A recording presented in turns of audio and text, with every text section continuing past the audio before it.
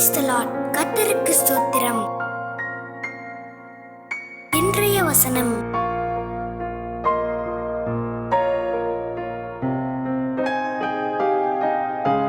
பேதுரு 5:5-7 அந்தபடி இளைஞரே, மூப்பருக்கு கீழ்ப்படியுங்கள்.